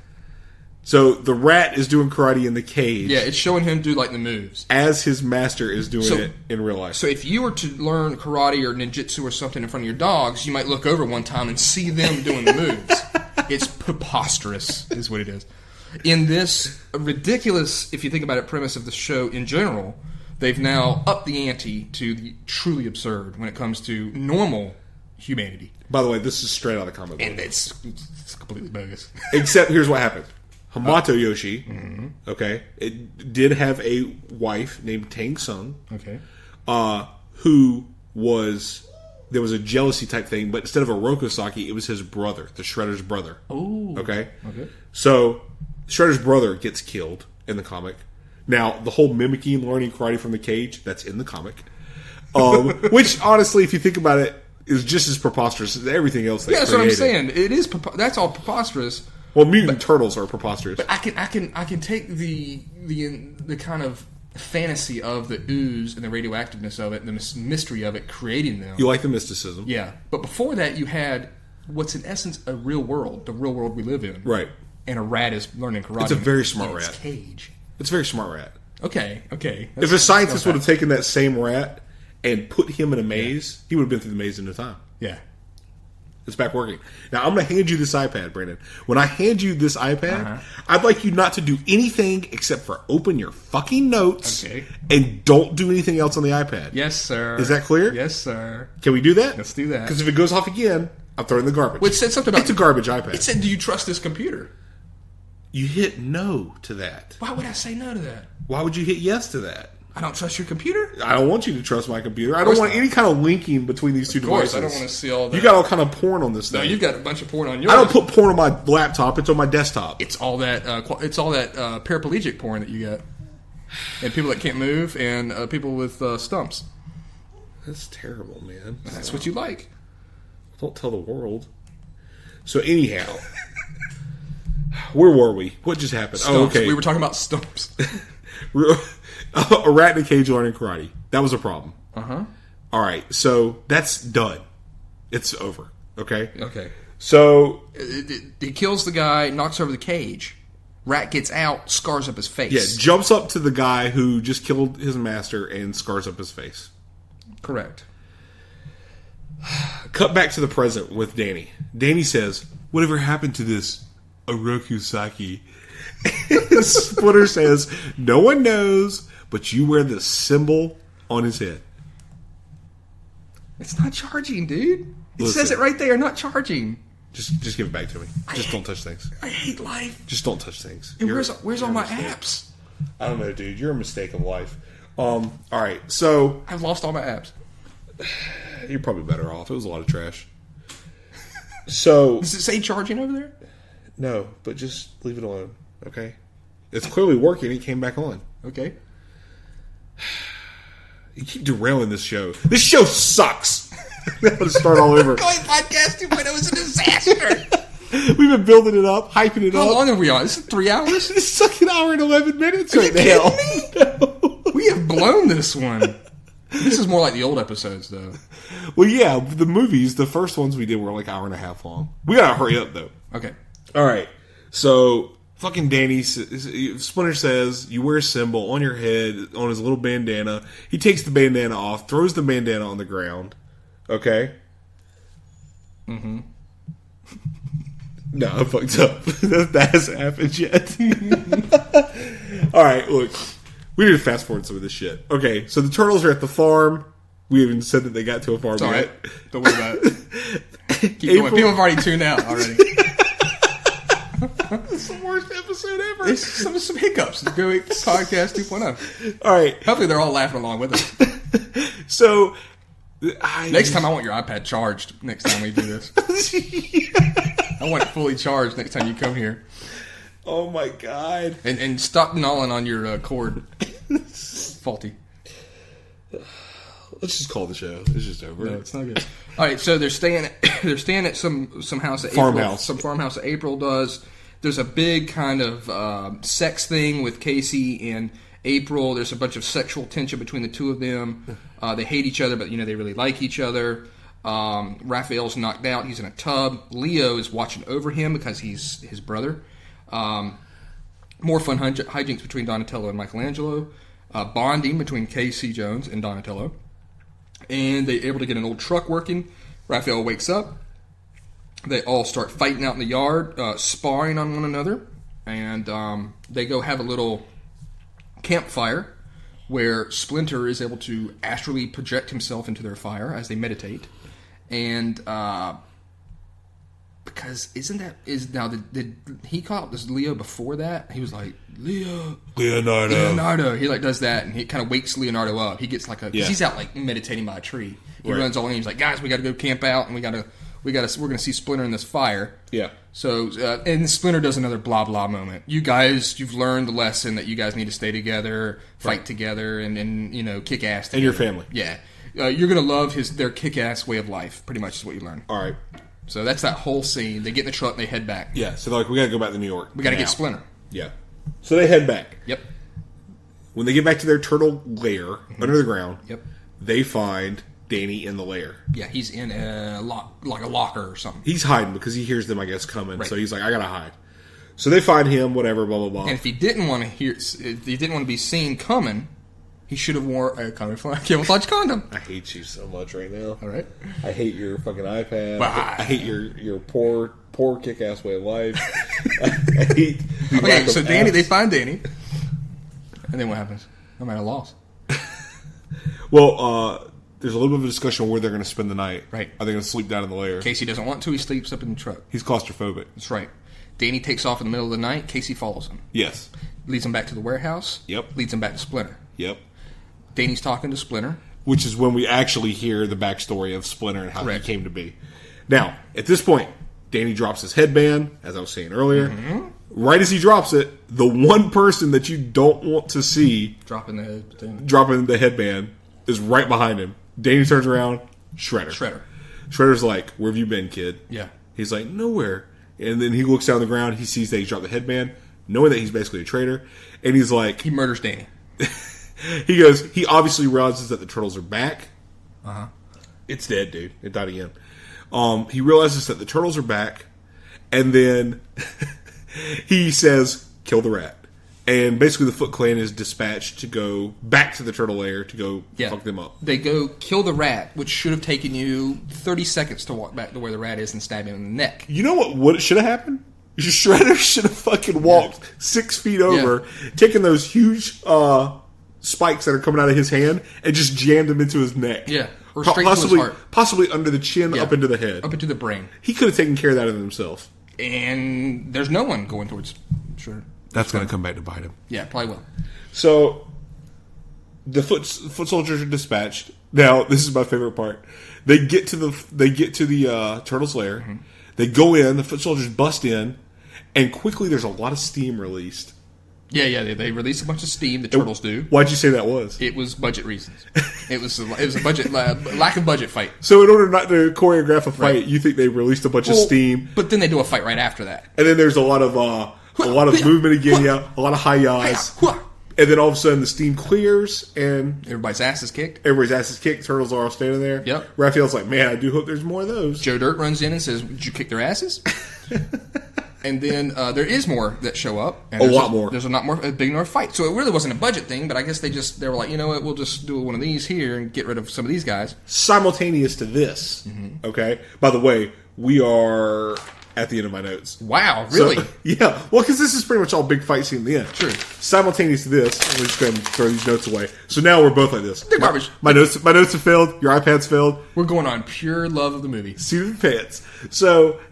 This might be where the podcast gets good. So, an hour and 17 minutes in. All right. So, at this point, simultaneous to the Turtles fighting the Foot Clan, you got Casey and Danny have got a free Splinter. Because Casey has infiltrated them. He's knocked the dude out and instantly takes on his Foot Clan gear. It's one of the things where it's like, grab Foot Soldier, pull behind a set of boxes, all of a sudden Foot Soldier stands right back up, except now it's Casey in disguise. Within seconds. Yeah, it's comical. So Casey catches up to Danny and actually grabs Danny. Yeah, he's like, "It's me." Yeah, and then he's like, "You got to come help me. We got to get Splinter." And Casey Jones is like, "All right, fine, whatever that is." So yeah, he doesn't know who that is. So they get back, and he comes around a corner, sees Splinter, and he sees basically a rat crucified hanging on a fence, man-sized rat. Casey Jones looks at it, and then what's his reaction? He just kind of like, eh. All right.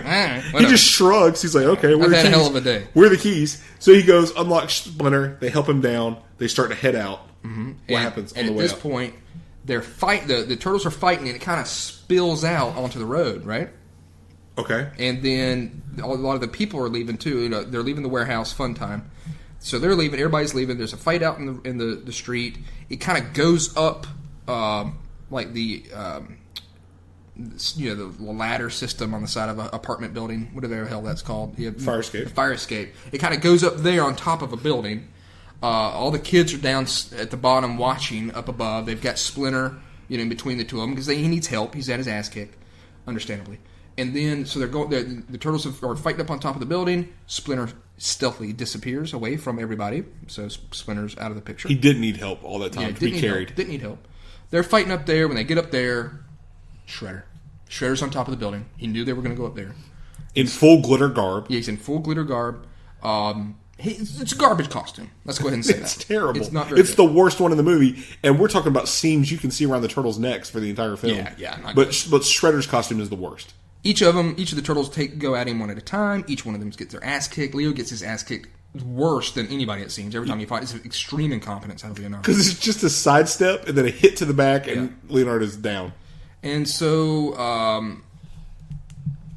Casey Jones sees a garbage truck, and he's like, "I'm gonna ram the ladder."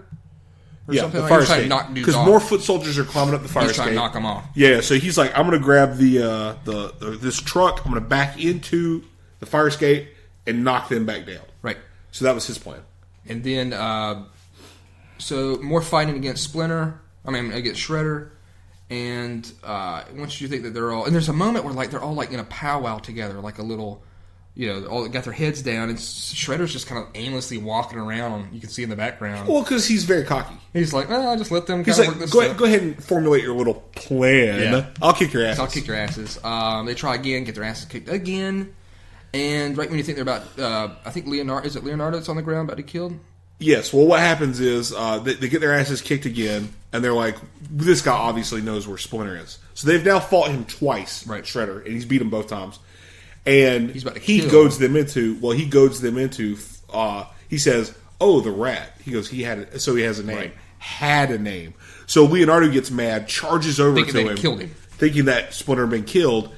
And then Shredder quickly disarms Leonardo, knocks him on his back, and holds a spear to his throat, and tells the other turtles, "Toss your weapons, or I'm going to kill him." and that's when. So they toss their weapons. Yep, they toss their weapons. And he's like, "You guys are idiots. The three of you probably could have overpowered me and beaten me, but now I'm going to murder him, and then I'm going to kill all of you too." Right. In that moment appears Splinter. Yep, and Michelangelo's nunchucks got hung up on the ladder. Yeah, when he was throwing his weapons off the side, his nunchucks caught on the ladder. So Splinter has the nunchucks. And then Splinter's like, "I know who you are. You're. I know your name. You're. Orokuzaki. Yeah. You killed my master Hamato Yoshi. Yeah. Prepare to die." Right. Yeah, he was the 5-finger ninja, 6-finger ninja. So Shredder takes off his mask. You see his horrific rat wounds. Claws, yeah, that were terribly clawed up face. And apparently never stitched up or anything. He just let him kind of air heal. And in a complete fit of madness, He raised- Shredder just charges straight towards Splinter with the spear out. With a spear. Yeah. Okay. With a spear straight in front of him. Splinter quickly takes his nunchucks, swings them around the spear, grabs it, and then flips Shredder somehow through the air. He's got extreme forearm strength. And Shredder is basically hanging off the side of the building as the nunchucks are basically twisted around the spear, and he's holding the nunchucks, holding Shredder in his place. And There's another blah, blah, blah speech. There's another blah, blah, blah speech. And the Shredder does what we all want to do. He pulls out a knife, throws it at Splinter's face, and Splinter catches said knife. And as he does, obviously he lets go of one of the sides of the nunchucks. They come undone of the spear. He tumbles down straight to the garbage truck, which is conveniently parked there by Casey Jones. Yep. And Casey Jones commits murder. Yeah, he murders him. Pushes the button to kill and to crush. Compact the trash. He basically goes like this. Splinter's dead. Yeah. I mean, Shredder's dead. Shredder's dead. Yeah. Which, let me go ahead and say, that happened in the comics. Okay. Shredder dies in the first issue of Teenage Mutant Ninja Turtles. In the very first issue. Great. He's dead. Orokuzaki. A little bit different, not a garbage truck. He has a thermite grenade that he goes to. Standard ninja issue. But it blows up and it kills him. But basically the same deal. But he dies in the first issue of Ninja Turtles, which is funny because in the cartoon he's on there for years and years and years. Yeah. A character that literally died in the first issue of the comic. So that's kind of funny. That's interesting. Well, he's such a strong character, they didn't want that to happen. Right. And so they're all happy. Yep. They're all happy that Splinter's alive. Yep. They go and give him a bunch of hugs and kisses. They all start saying, it was a radical time. Yeah, it was excellent. Ostentatious. Melancholy. You're basically Donatello trying to come up with something. Melancholy. He never can come up with anything. And so they're all sitting there, and all of a sudden Splinter's like, I have always liked Cowabunga. And then they all go, Cowabunga, right? Yep, with high fives. They all do a high five up in the air. Cowabunga. Splinter made a funny. Yeah, he made it funny. I made a funny! And then credits roll. Well, you missed Casey, and I believe on my notes I wrote that there's the moment where they want... Let's check your notes. Oh, it's a black screen. Notes. April she's got her job back. Her boss shows back up. There's a loving moment with the son and the father, and the son wants to be called Dan and not Danny. It's just Dan now. Dad. Yeah, it's just Dan. And then I'm certain that I wrote Casey and April. She's getting ready to go on the air, and I believe they screw there in front of everybody in the street. Yeah. She takes it from behind. I think, and it's what I remember writing down. Also, Chief Stern shows up. Yeah, he sees Sam Rockwell and his Goonies. And he says, what's going on here? Yeah. And he's like, somebody better talk to me. He's like, and then in typical defiant Goonies fashion, you'll get all your answers over at the warehouse. Over at the warehouse. Yeah, our fun paradise is over. That's it. Yeah. These kids aren't arrested? No. Like, back to school for these kids. It's homework in school for these kids. Rowdy kids. And then whenever up there they do their little names and Cowabunga. Turtle Power. Yeah, Turtle Power comes on. It's a song that's got a flawed line in it in which it says that Raphael is the leader. I'm gonna address that real quick. There were a lot of arguments on the playground about that when we were kids. That was completely incorrect. Because being a Raphael fan, sure. Like we used to always really just be like, it was in the movie. It was in the song. He's the leader of the group. Fuck that song. Like, I mean, I remember actual arguments with kids on the playground about that shit. That's wasted. But like, even when I was a kid and I heard that line, I went, "What?" Yeah, I was like, "That's not right at all." No. We were like, "That sucks." Yeah, even as a kid, I was like, "That's completely wrong." Song's not bad. The next song's pretty good. 9.95. 9.95. By Spunkadelic. Okay. I'm pretty sure. Spunkadelic. Yeah, I bet some of them are probably dead by now. Drug overdoses. But and that's the end of the movie. It's TMNT. My God, this podcast is an hour and 26 minutes. Right. The movie was an hour and a half. It's all right. We've had technical difficulties. It happens whenever you ramp up to Go Ape Podcast 2.0. We weren't ready for it.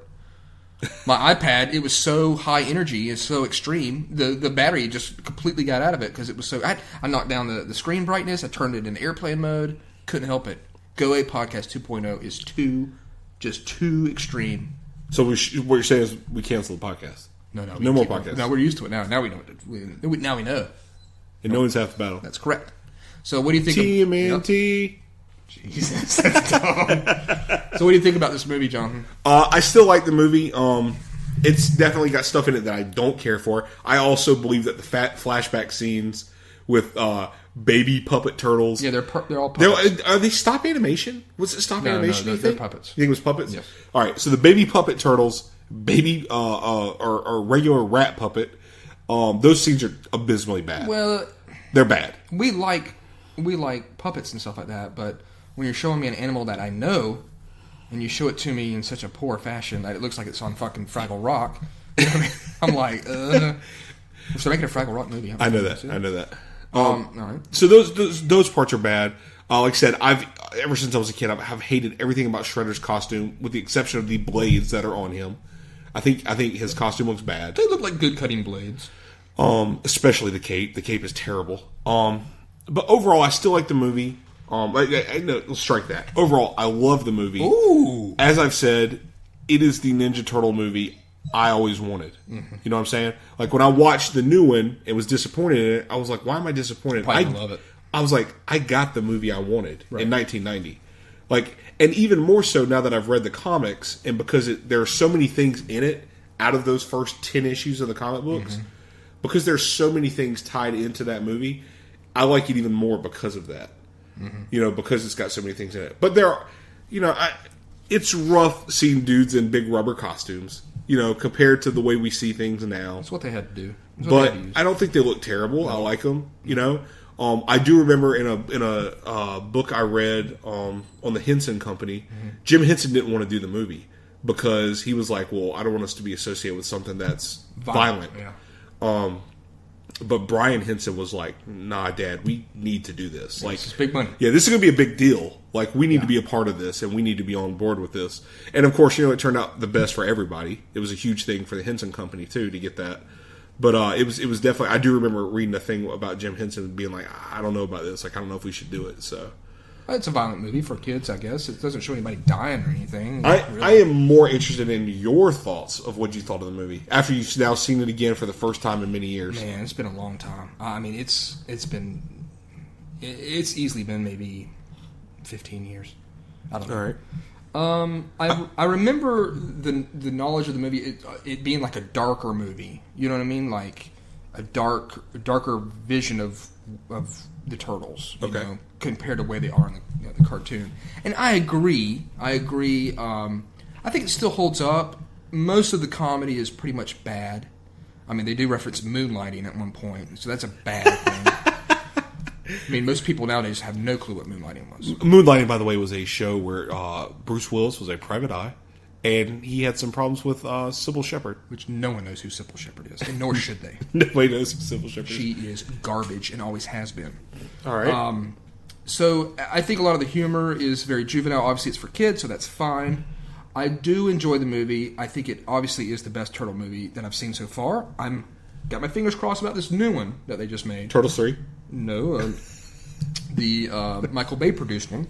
Okay. I'm hoping it's going to be really good. I've heard some conflicting issues about that movie, so we'll see. It's not good. I think overall it's good. It is very 90s, which I enjoy. Of course, early 90s. Very early 90s. 1990. The earliest of the 90s. Yes, the earliest of the 90 years that you can have. And I think that they look fine. I think some of the animatronics on their mouths and stuff is GIMP at sometimes. Especially with Donatello. The guy who was working that was just... He was on goofballs, man. Just like working those friggin' controls for that mouth. But overall, I think it's a fine film. I think it's a film that a kid could watch now. And the hell with the violence that they have with PG movies and PG-13 movies that they have now. It's a complete walk in the park. I think it's a pretty good representation of the cartoon, other than the laughable, seeing it in reality and seeing it on a comic book page is different than seeing a rat doing fucking ninjutsu moves in a cage. But overall, it's still a fun movie. It's great. It's a great comic book movie. It should be written up there right up with the other comic book movies. And Leonardo's not as cool in seeing it all this long time. Raphael's always going to be cool. Rude but cool. And I think that they completely hosed Donatello on his personality with him being all about machines. All we saw him do was start up a truck. Yeah, it's a good movie. It's still fun. I think, even though it was made in 1990, I think you could watch it 10 years from now, and a kid might still enjoy it, other than the moonlighting joke. Do you think it holds up better than something made in 1989 that we've discussed in the past? Batman. Yes.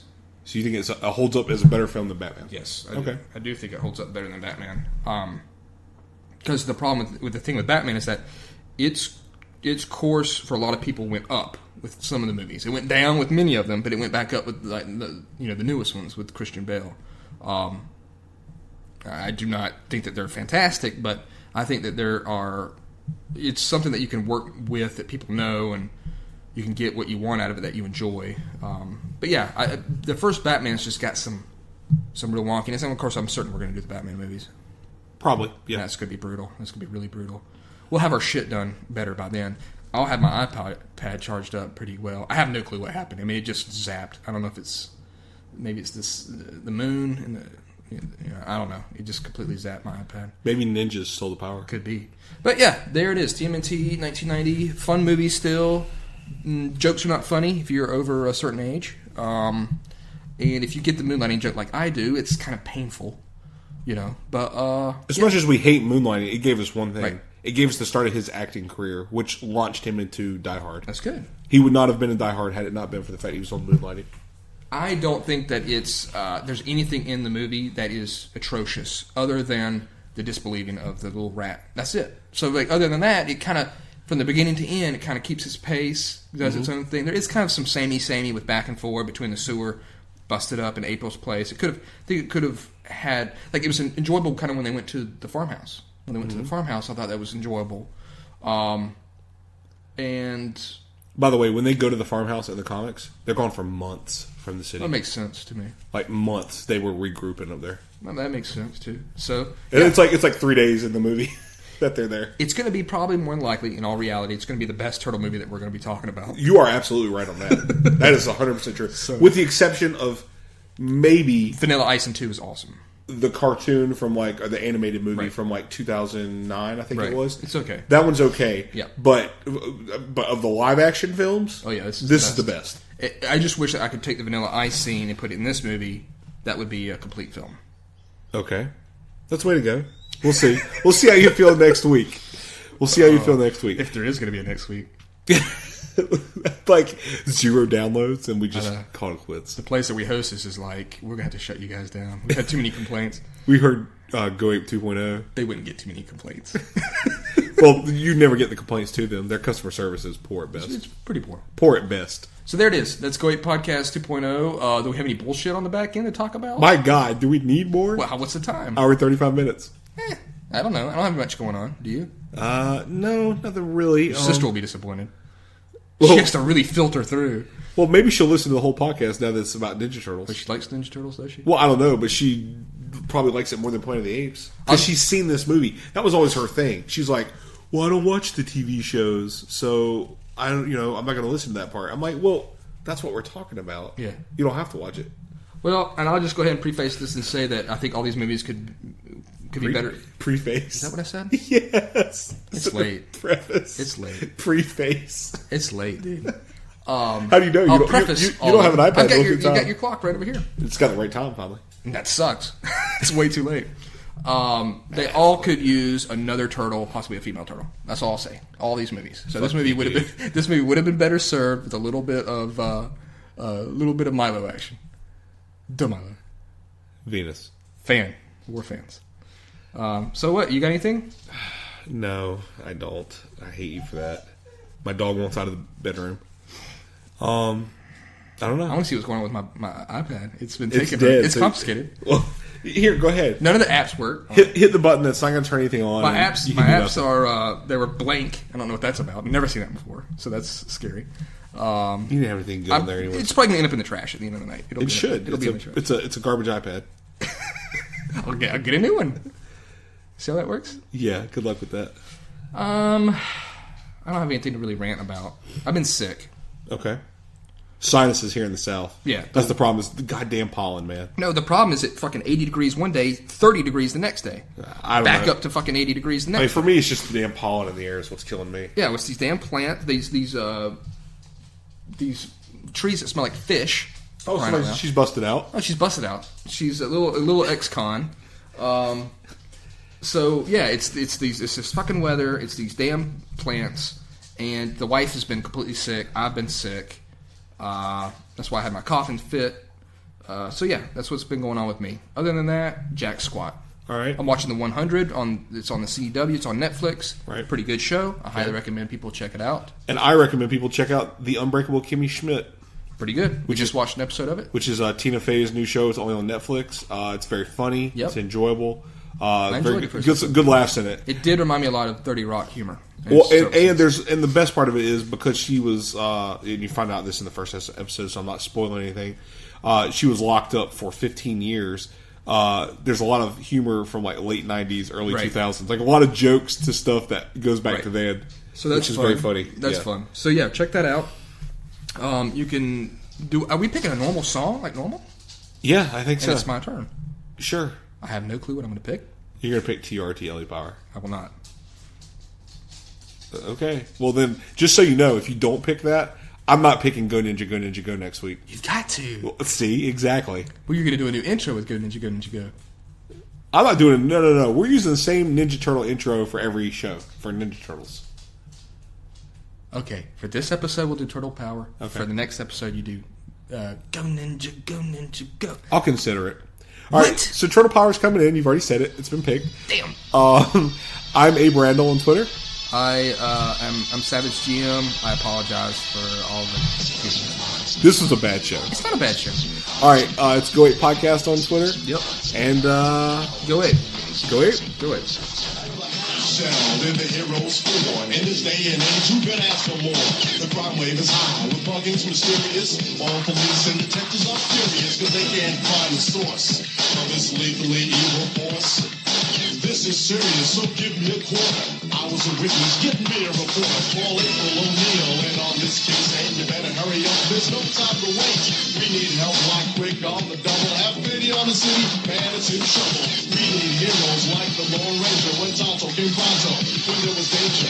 They didn't say we'd be there in half an hour, cause they displayed triple power.